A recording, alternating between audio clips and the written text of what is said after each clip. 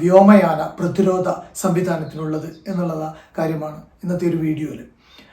S-400 Sudarshana ചക്ര ഇന്ത്യയെ സംബന്ധിച്ചിടത്തോളം വലിയ പ്രാധാന്യം തന്നെയാണ് ഈ യുദ്ധത്തിൽ നടത്തിക്കൊണ്ടിരിക്കുന്നത്. കാരണം പാകിസ്ഥാനിൽ നിന്ന് വന്നിട്ടുള്ള ഡ്രോണുകൾ, ഏതാണ്ട് 50ഓളം ഡ്രോണുകൾ, അതുപോലെ വലിയ മിസൈലുകളെല്ലാം വന്നപ്പോൾ അതിനെല്ലാം ഇന്ത്യയുടെ മണ്ണിൽ തൊടാതെ ആകാശത്ത് വെച്ച് തന്നെ കരിച്ചു കളയുന്ന അല്ലെങ്കിൽ പൊട്ടിച്ചു കളയുന്ന സംവിധാനം, ആ സംവിധാനം പ്രവർത്തിച്ചത് S-400 സുദർശന ചക്ര എന്ന് പറയുന്ന ആകാശ വ്യോമ പ്രതിരോധ സംവിധാനമാണ്. ഈ സംവിധാനം ഒരു യൂണിറ്റാണ്. അത്തരത്തിൽ 3 യൂണിറ്റുകളാണ് ഇപ്പോൾ നിലവിൽ ഇന്ത്യക്കുള്ളത്. ഇത് റഷ്യയുടെ ഉൽപ്പന്നമാണ്. റഷ്യയിൽ നിന്നും ഇന്ത്യ ഒരു യൂണിറ്റിന് 7000 കോടി രൂപ കൊടുത്തിട്ട് വാങ്ങിയിട്ടുള്ള യൂണിറ്റുകളാണ്.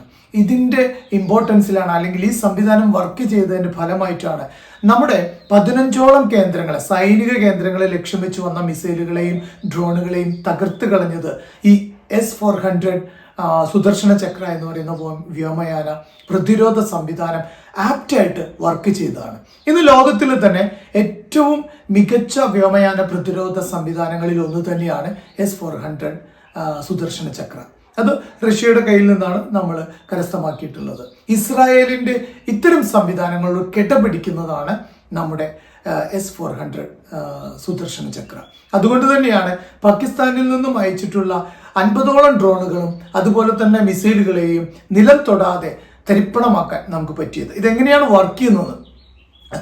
പാകിസ്ഥാന്റെ ആകാശത്ത് നിന്നും ഇന്ത്യൻ്റെ ആകാശത്തിലേക്ക് കടക്കുന്ന ആകാശത്തിലെ വസ്തുക്കളെ, അല്ലാതെ വിമാനമാവാം, ഡ്രോണുകളാവാം, മറ്റേതെങ്കിലും വസ്തുക്കളാവാം, ഈ വസ്തുക്കളെ നമ്മുടെ S-400 സംവിധാനത്തിലുള്ള റഡാറുകൾ അതിനെ കണ്ടുപിടിക്കുന്നു. റഡാറുകൾ പെട്ടെന്ന് തന്നെ അതിനെ ഡിറ്റക്ട് ചെയ്യുന്നു. ഡിറ്റക്ട് ചെയ്താൽ ആ നിർദ്ദേശം നേരെ നമ്മുടെ യൂണിറ്റിലേക്ക് എത്തുന്നു. യൂണിറ്റിൽ എത്തിക്കഴിഞ്ഞാൽ അത് അപകട സൈറൻ മുഴക്കുകയും പിന്നെ മാനുവലായിട്ട് ഇതെന്ത് ഒബ്ജക്റ്റ് ആണ് എന്ന രീതിയിൽ അതിൻ്റെ ദൂരം